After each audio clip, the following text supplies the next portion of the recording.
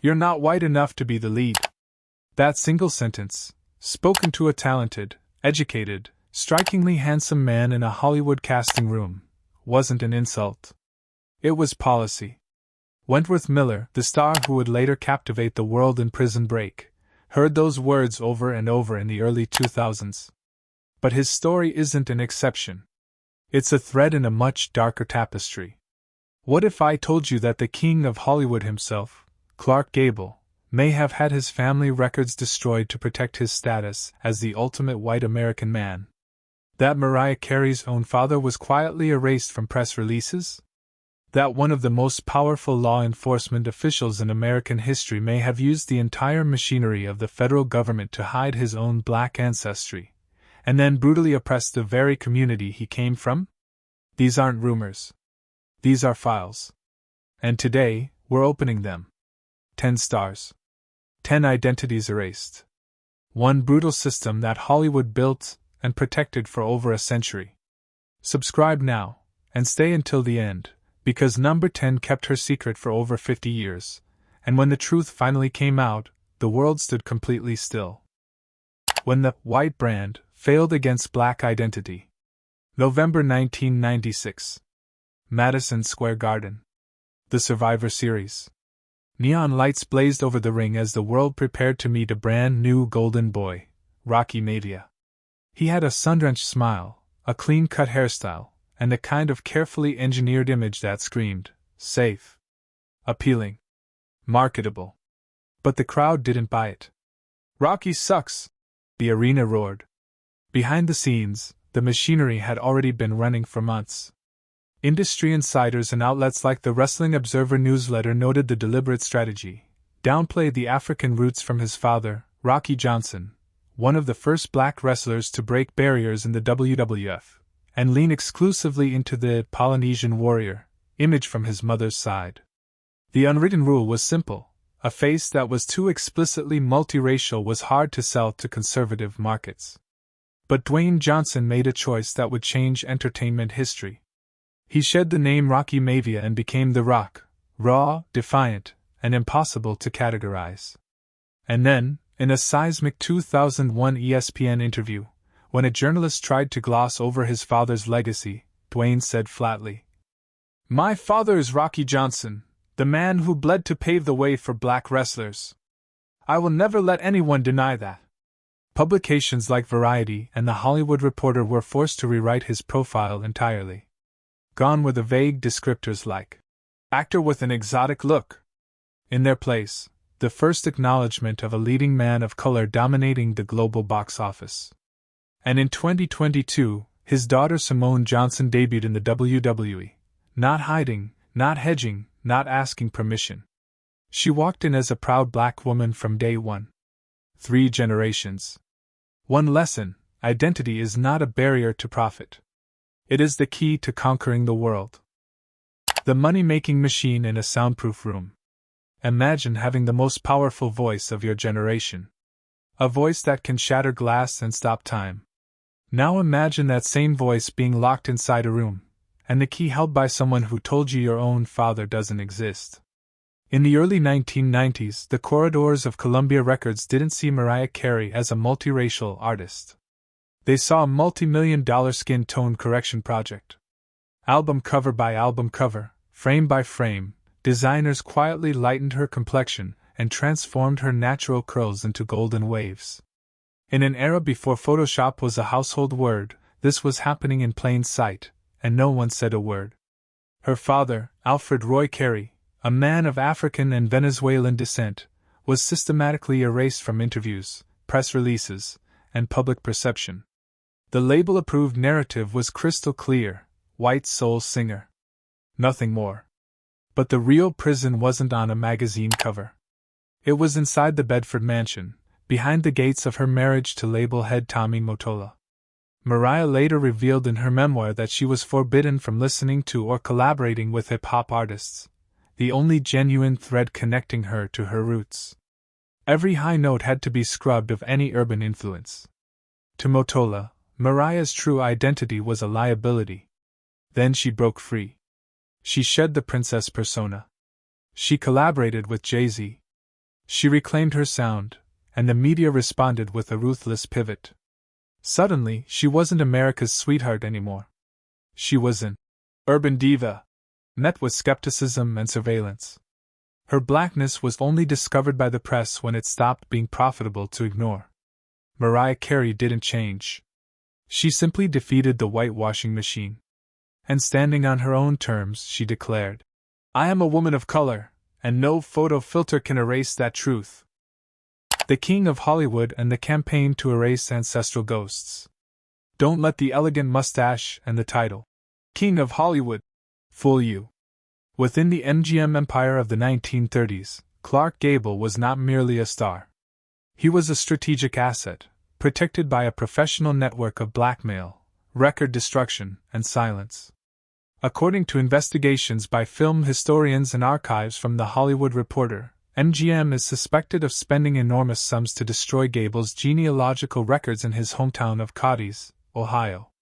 The mission permanently extinguished persistent rumors that Gable carried African and Native American blood. In an era dominated by Jim Crow laws, a star of color could never become the masculine icon of an entire nation. And so, a king was manufactured, at the cost of a man's entire ancestral identity. But Gable himself couldn't always keep the mask on. On the set of Gone with the Wind in 1939, he discovered the production had erected separate bathrooms for black and white cast members. He reportedly flew into a rage, smashing segregation signs and issuing a blunt ultimatum to the director. "If Hattie McDaniel isn't treated as an equal, I'm walking off this picture right now."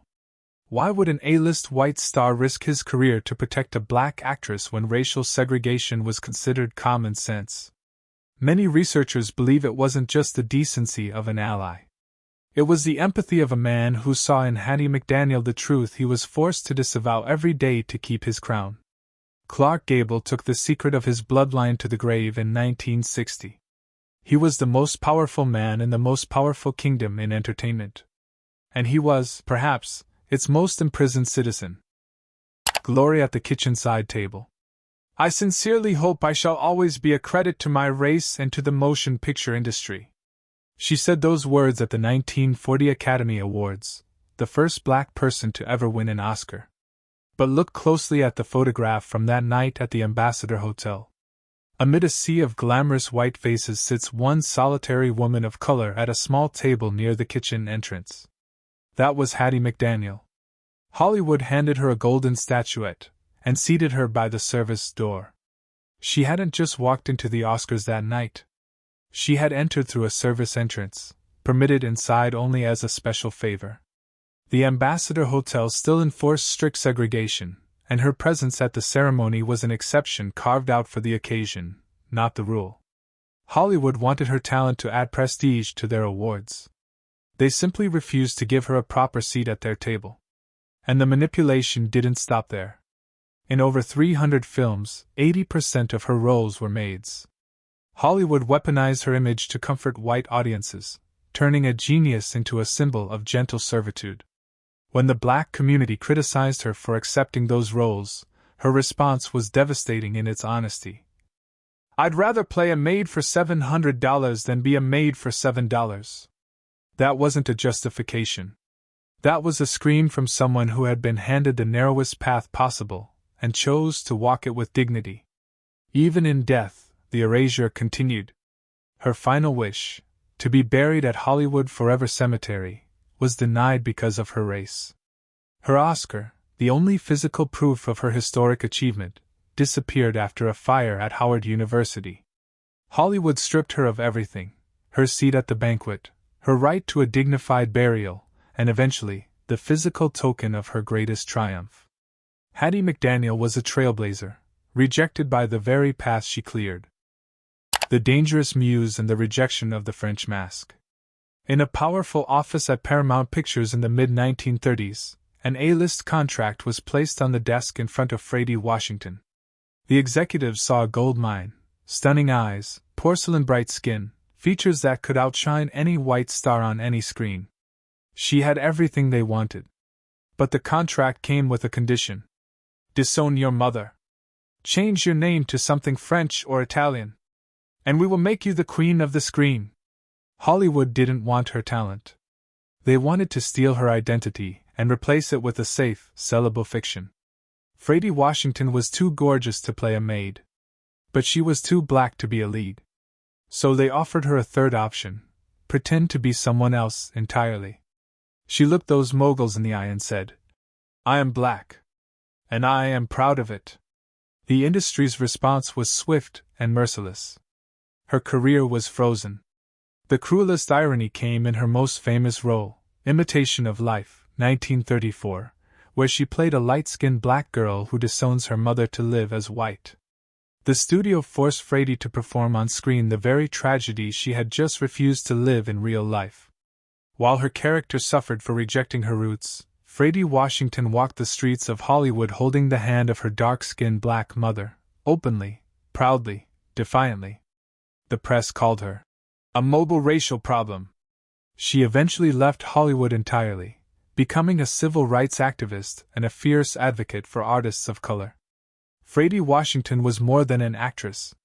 She was a woman who chose truth over fame, and paid every penny of the price. The power phantom and the obsession with a single drop of blood. In the most secure drawers of FBI headquarters in Washington, there were files capable of destroying any career, ending any presidency, silencing any voice. But the most dangerous file of all, the one that made the most powerful law enforcement official in American history tremble every time he faced himself in the mirror, was his own family tree. Researchers and authors like Millie McGee have presented evidence that Hoover's ancestors were black people who had been enslaved in Mississippi. In a nation obsessed with the one-drop rule, where a single ancestor of color was enough to transform a politician into a pariah, Hoover chose betrayal to survive. He constructed a spotless white identity. And then he turned the entire FBI into a weapon against the very community he may have come from. The cruelty he directed at Martin Luther King Jr. and other civil rights leaders was, according to many psychologists, not purely political. It was a mechanism of self-loathing. Every time he signed an order suppressing black activism, he was trying to sever the final link to the origins he viewed as a threat to everything he had built. He couldn't fully extinguish the whispers in Hollywood and Washington about his distinct multiracial features. But by holding the secret files of every star and politician in America, he created a climate of enforced silence. No one dared question the genealogy of a man who could destroy them with a single phone call. J. Edgar Hoover took his genealogical secrets to the grave after nearly 50 years in power, leaving behind a legacy of fear and a haunting question about what a man will do when he is terrified of himself. The Lion and the Paradox of Borrowed Skin.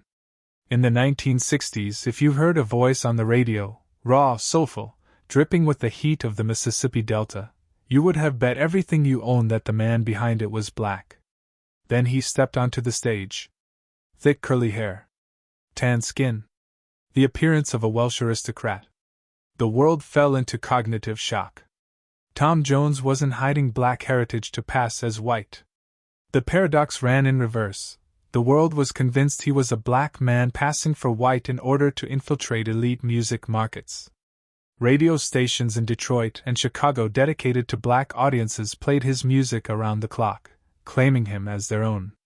Meanwhile, media moguls in London and Hollywood saw something else entirely. A man with the scorching soul of James Brown packaged in the appearance of a safe white sex symbol. They sold black soul in a white body, and they maximized every penny of it. The mystery ran deeper than sound. When Tom was born, his mother discovered unusual dark patches on his skin, which medical professionals of the era suspected were the emergence of recessive genes from multiracial ancestors. Tom himself grew up under a shadow of genealogical uncertainty. He once told the Times, "A lot of people still think I'm black, even when I'm standing right in front of them."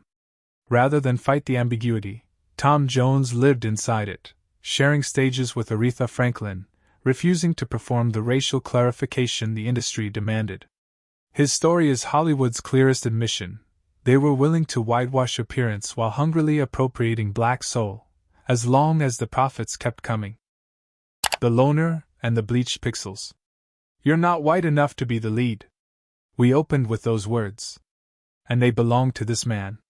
In casting rooms across Hollywood in the early 2000s, Wentworth Miller, educated, articulate, magnetic, heard that sentence on a loop. Not because of what he lacked, but because of what he was. When Prison Break exploded globally, the world saw a brooding heartthrob with blue eyes and pale skin. Few knew that flowing through his veins was the blood of a black father and a white mother. Hollywood's cruelty toward Wentworth wasn't about forcing his silence. It was more insidious than that. Editorial offices across Europe and America quietly used lighting and post-production techniques to bleach his cover photos, to manufacture a standard white star and avoid disrupting the imagination of mainstream audiences.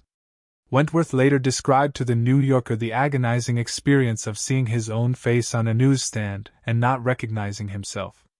You're standing in the middle of two worlds, and both are trying to erase the rest of you.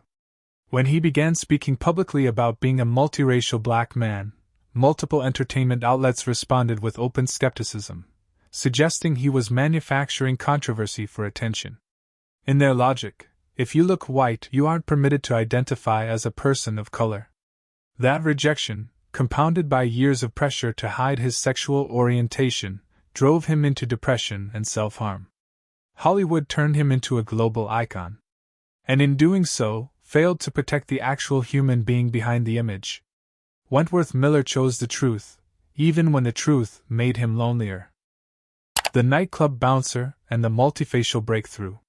If Hollywood were a giant racial classification machine, Vin Diesel would be the error that caused the system crash. Before he became the soul of the Fast and Furious franchise, he was a bouncer in New York, turned away from role after role because casting directors genuinely didn't know what to do with him. He wasn't white enough for the elegant lead. He wasn't black enough for the stereotypes Hollywood had already pre-built. He was something the system had no language for. So he made his own language. With $3,000 of his own money, he wrote, directed, and starred in a short film called Multifacial, a raw, personal manifesto about an actor who changes his speech, his mannerisms, his entire performance style depending on which audition room he walks into, only to be rejected every time because his face refuses to fit any single category. Steven Spielberg saw it. He was so struck by the film that he personally created the role of Private Caparzo in Saving Private Ryan specifically for Vin Diesel, an almost unprecedented move for an unknown actor. Hollywood eventually didn't just accept Vin Diesel. It celebrated the ambiguity it had once rejected. The Fast and Furious franchise built its entire identity around the idea of a found family that transcends race, culture, and origin. When the system doesn't give you a seat at the table, you build your own. Vin Diesel didn't just find a place in Hollywood. He rewrote the blueprint. The platinum mask that lasted half a century. It started with a whisper. Carol was 16 years old, about to leave home and chase her dreams on the stage. And just before she walked out the door, her mother pulled her into the shadows and gave her what can only be described as a survival curse. She told Carol that her father, a respected, prominent journalist, was a multiracial black man. In an America still simmering with segregation, that confession was a death sentence for an aspiring star's future. Carol Channing put on the platinum mask that day. And she didn't take it off for over 50 years. For 5 decades she dazzled on Broadway, most famously in Hello, Dolly, never allowing a single crack in her carefully constructed identity. She avoided the sun. She never deviated from the vibrant platinum hair and heavy stage makeup that had become her trademark and her armor. She knew that even a minor slip would bring the entire empire she had built crashing down. The manipulation in her case didn't come from a studio mogul or a record label executive. It came from fear itself, a fear so deeply absorbed that it lived in every layer of her foundation makeup. The truth emerged when Carol was 81 years old, through her memoir Just Lucky, I Guess. The world stood still. The icon of white theatrical purity, the glittering, platinum-haired legend, had carried African blood her entire life and never told a soul. When asked why she had stayed silent for so long, her answer was heartbreaking. I didn't want to become a problem for society. I didn't want to disappoint those who had believed in my mask. She lived a dazzling, celebrated life. And she lived every day of it carrying the gnawing terror of a single drop of truth being discovered. Carol Channing was not just a stage legend. She was a living testament to the price of the Hollywood spotlight, which is, so often, just a coat of paint over the pain of erasure. 10 files. 10 identities. 1 brutal system. Hollywood once taught us how to look at a star, but forbade us from seeing their true essence. It turned multiracial lives into sterile, profitable icons. It weaponized silence.